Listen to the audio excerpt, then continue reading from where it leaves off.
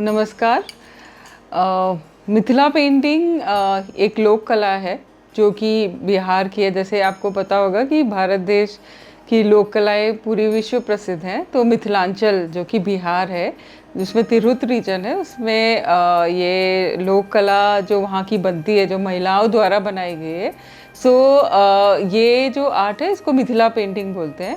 ये एक भित्ति चित्र है, मतलब कि दीवारों पे बनाई जाती थी जब शादी के समय में, उपनयन के समय में और त्योहार के समय में। तो दीवार पे और ज़मीन पे अरिपन जैसे बनता था, और जो डिफरेंट आर्टिकल्स होते थे जो रिचुअल्स में यूज़ होते थे, जैसे हाथी घोड़ा मिट्टी का, उसके ऊपर पेंट करते थे।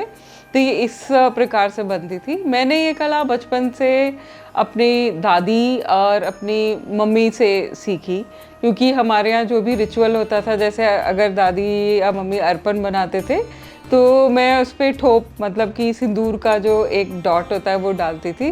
तो अब मुझे लगता है मुझे 40 साल से ज़्यादा हो गए ये कला को प्रैक्टिस करते हुए, क्योंकि जब आपको इतना बड़ा सम्मान मिले प्रेसिडेंट हाउस से, तो आपके ऊपर एक जिम्मेवारी आती है कि आपको इस कला को आगे लेके जाना है और इसको आगे जीवंत रखना है। और जो इसका क्वालिटी है, जो इसमें लोक कथाएं जो इसमें है, वो सब आपका रिस्पॉन्सिबिलिटी आता है to take it further and pass it on to the next generation. तो इस पुरस्कार तो बहुत ही अच्छा लगता है, इससे आपको बहुत मान सम्मान पूरे समाज में मिलता है, लेकिन उसके साथ ये एक रिस्पॉन्सिबिलिटी भी आती है इसके साथ। जब पहली बार मुझे ये award honourable president Shri Pranab Mukherjee से मिला था, और जब ये अवार्ड मिला था तो ऐसा एक्साइटमेंट था कि मतलब हंसी नहीं रुक रही थी। और जब मैं स्टेज पे जा रही थी अवार्ड लेने, तो सर ने बोला कि वेरी गुड वेरी गुड। तो बहुत ही अच्छा एक अंदर से फीलिंग आता है, बहुत ही मतलब ऐसा लगता है कि जीवन का आपका सब जो इतना मेहनत है वो पूरा हो गया। अभी कुछ दिन पहले ही हम लोग को फिर से प्रेसिडेंट हाउस में काम करने का मौका मिला, जब द्रौपदी मुर्मू मैम ने बुलाया था हमको, और हम 14 दिन राष्ट्रपति भवन में अंदर रहे। और she I think honourable president is a really motherly figure, because मैं ही उनको सारा एक्सप्लेन कर रही थी जो काम मैंने किया था। हमने वहाँ पे 10 लोगों ने किया था, तो उन्होंने हमें वहाँ पे सम्मानित भी किया, और फिर पूछा कि आपको यहाँ पे किसी चीज़ की कमी नहीं है। तो आपको मतलब आपके देश की प्रेसिडेंट ये पूछ रही है, तो इससे बड़ा और कुछ स्पेशल फीलिंग और नहीं हो सकता है। मैं करीबन 15-16 देशों में तो मैं जा चुकी हूँ, और मेरी कला मेरे से ज़्यादा देशों में गई हुई है, क्योंकि पूरे वर्ल्ड के कलेक्टर और कितने सारे लोगों ने मेरी पेंटिंग खरीदी हुई है पिछले 27 साल से। सो आई थिंक आधे देशों में तो चली गई है। तो बनारस मुझे हमेशा से बहुत आकर्षित करता रहा है, क्योंकि बनारस सिटी जो है एक आर्किटेक्ट के लिए एक बहुत ही अद्भुत सिटी है। और वैसे भी पौराणिक काल की हमारे हिंदू शास्त्र में सबसे पुराना सिटी माना जाता है बनारस, काशी। और इस पे मैंने बहुत सारी पेंटिंग्स बनाई है। तो इस सीरीज़ में मेरी पेंटिंग विक्टोरिया अल्बर्ट म्यूज़ियम में लगी हुई है, जो आप देख सकते हैं, और फेमिनाइन ट्री में। तो ये दोनों बहुत स्पेशल है। फिर मेरा एक कोबर है जो कि अभी फिलाडेल्फिया म्यूज़ियम में एग्जिबिट होगा।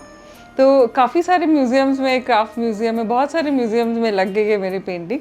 वो एक बहुत स्पेशल फीलिंग होता है, बिकॉज़ आप जब किसी म्यूज़ियम का पार्ट होते हैं तो ऐसा लगता है कि आप थोड़ा बहुत कहीं पहुंच गए। ये कला बहुत पॉजिटिविटी लाती है, और ये कला जैसे मैंने कहा कि महिलाओं ने इसको बनाया, महिलाओं ने इसको संरक्षित किया एंड उसको आगे लेके गए। तो ये मुझे बहुत अच्छा लगता है बचपन से ही। मतलब मैं literally I sleep with my art. मैं 16 घंटे अभी भी काम करती हूँ अपनी पेंटिंग्स के साथ।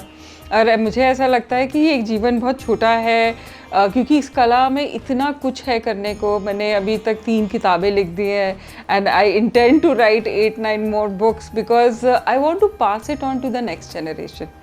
NPTI में पहली बार मैं स्पिकमके के थ्रू आई थी, और क्योंकि मैं कई साल से स्पिकमके में जुड़ी हुई हूँ। फिर मैं जब तृप्ता मैम से मिली, तो she is a very warm and nice person.